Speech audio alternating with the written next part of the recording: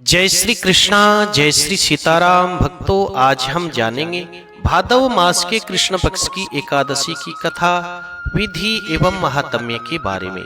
भक्तों, समस्त पापों, संकटों और कष्टों को नष्ट करके हर प्रकार की सुख समृद्धि प्रदान करता है भादव मास के कृष्ण पक्ष की इस अजा नाम की एकादशी का व्रत। आज की एकादशी को अजा एकादशी कहा जाता है। भाद्रपद मास के कृष्ण पक्ष की अजा एकादशी के दिन भक्ति भाव से विधि विधान से भगवान श्री विष्णु का पूजन करना चाहिए। इस एकादशी के व्रत करने का विधान और पूजन करने का विधान और एकादशियों के समान ही बताया है। आइए कथा के बारे में जानते हैं।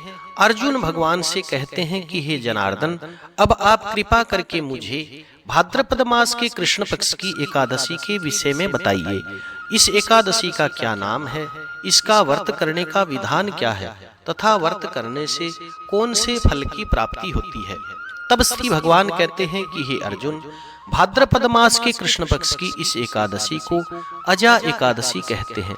इसका व्रत करने से हे अर्जुन समस्त पाप संकट नष्ट हो जाते हैं। जो मनुष्य इस दिन भक्ति पूर्वक भगवान श्री विष्णु का पूजन करते हैं, व्रत करते हैं तथा रात्रि को जागरण करते हैं, उनके हे अर्जुन समस्त पाप और संकट नष्ट हो जाते हैं। इस लोक और परलोक में सहायता करने वाली इस एकादशी के व्रत के समान विश्व में हे अर्जुन दूसरा और कोई भी व्रत नहीं। इस एकादशी की कथा सुनने मात्र से वाजपेय यज्ञ के फल की प्राप्ति होती है। अश्वमेध सहस्राणि वाजपेय शतानि च एकादशीम कथा श्रुत्वा श्रोता फल वाग भवेत्। अर्थात हे अर्जुन, 100 अश्वमेध यज्ञ 1000 वाजपेय यज्ञ करने और कराने का जो फल होता है वही फल इस एकादशी की कथा सुनने मात्र से प्राप्त हो जाता है। श्री भगवान कहते हैं कि हे अर्जुन, अब तुम मेरे से इस एकादशी की कथा ध्यान पूर्वक सुनो। एक बार की बात है, प्राचीन काल में अयोध्या नगरी में एक चक्रवर्ती राजा राज्य किया करते थे। उन राजा का नाम हरिश्चंद्र था। राजा हरिश्चंद्र अत्यंत वीर, प्रतापी, सत्यवादी थे और सत्य के पथ पर चलते हुए धर्म के अनुसार अपनी प्रजा का पालन पोषण किया करते थे। एक बार की बात है, हे अर्जुन, महाराज हरिश्चंद्र रात में एक स्वप्न देखते हैं और उस स्वप्न में अपना राज्य एक ऋषि को दान में दे देते हैं। प्रातःकाल महाराज हरिश्चंद्र उठ करके अपनी सभा में जाते हैं तो वो ऋषि भी जिनको उन्होंने रात्रि में अपना स्वप्न में राज्य दान दिया था, वो भी वहां राज्य सभा में पधारते हैं। राजा हरिश्चंद्र उनको देख करके प्रणाम करते हैं तो वो ऋषि कहते हैं कि हे महाराज, आपने मुझे अपना राज्य स्वप्न में रात्रि को दान दिया था, वह मैं आपसे अब लेने आया हूँ। महाराज हरिश्चंद्र ने बिना कोई संकोच किए सहर्ष वह राज्य उन ऋषि को दान में दे दिया। हे अर्जुन, वो ऋषि और कोई नहीं, महर्षि विश्वामित्र थे। महर्षि विश्वामित्र ने राज्य दान में लेने के बाद में महाराज हरिश्चंद्र से कहा कि हे महाराज, दान के बाद में दक्षिणा देनी अनिवार्य होती है। आप मुझे 10,000 स्वर्ण मुद्राएं दान के बाद दक्षिणा स्वरूप प्रदान करिए। महाराज हरिश्चंद्र अपना राज्य दान दे चुके थे, उनके पास कुछ भी नहीं था, इसलिए परिस्थितिवश हे अर्जुन उन्होंने अपनी पत्नी को और पुत्र को बेचना पड़ा और वे स्वयं भी एक चांडाल के यहाँ काशी जी में सेवक बनकर के रहने लगे। और हे अर्जुन, काशी जी में मणिकर्णिका घाट के ऊपर वे उस चांडाल की आज्ञा का पालन करते हुए मुर्दे के साथ आने वालों से वस्त्र अर्थात कफन लेने का काम किया करते थे। परंतु हे अर्जुन, उन्होंने इस विपत्ति के समय भी, आपत्ति के समय भी सत्य का मार्ग नहीं छोड़ा।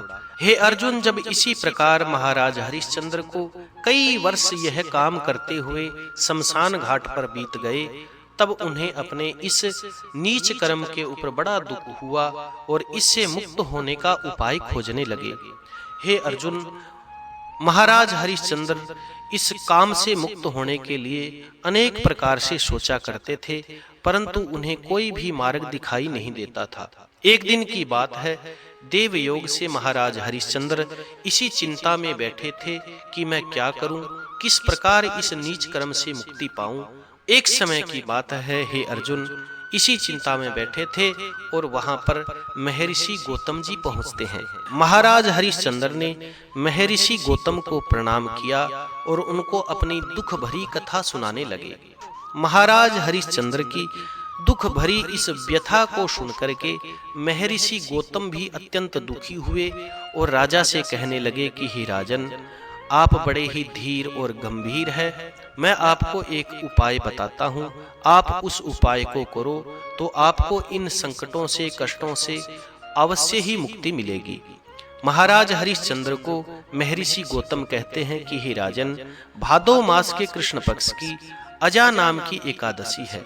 तुम उस एकादशी का विधि पूर्वक व्रत करो, भगवान श्री विष्णु का पूजन करो और भगवान का स्मरण करते हुए, सुंदर सुंदर स्तोत्रों का गान करते हुए, भजनों का गान करते हुए रात्रि को जागरण करो।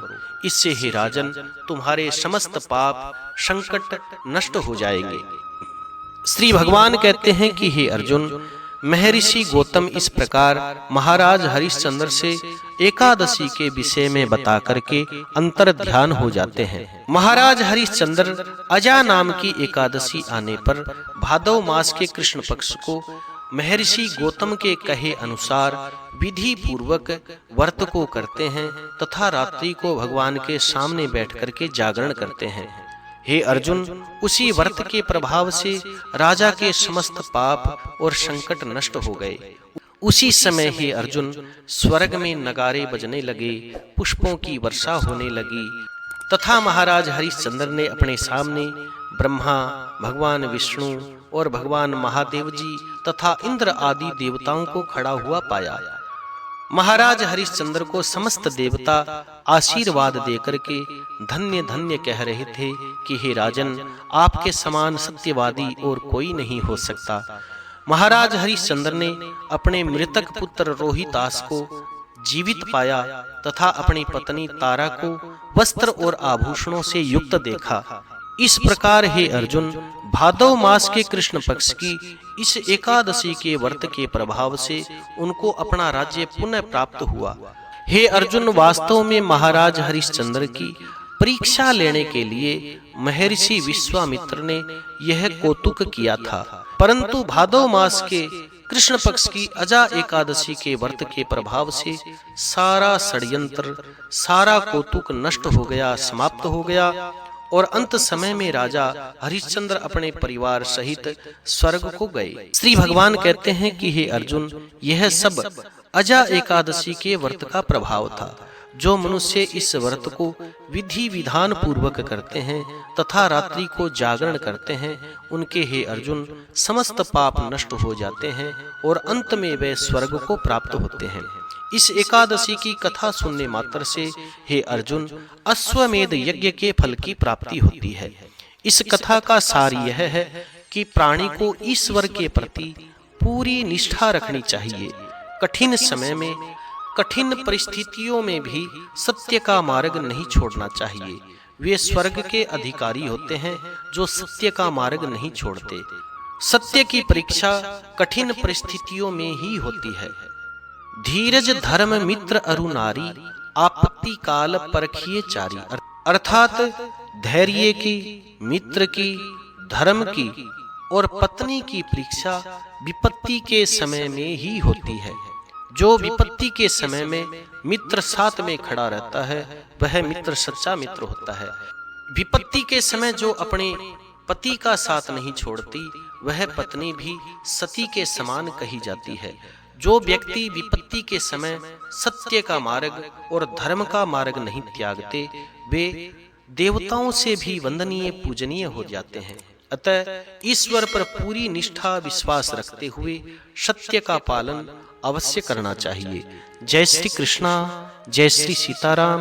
कथा सुनने के बाद में कथा को लाइक करें, शेयर करें, कमेंट में भगवान श्री का मंगलमय नाम अवश्य लिखें। जो लोग इस चैनल पर नए हैं वो चैनल को सब्सक्राइब करें ताकि आने वाली व्रत की कथा, विधि विधान आप तक पहुंचते रहें। जय श्री कृष्णा, जय श्री सीताराम।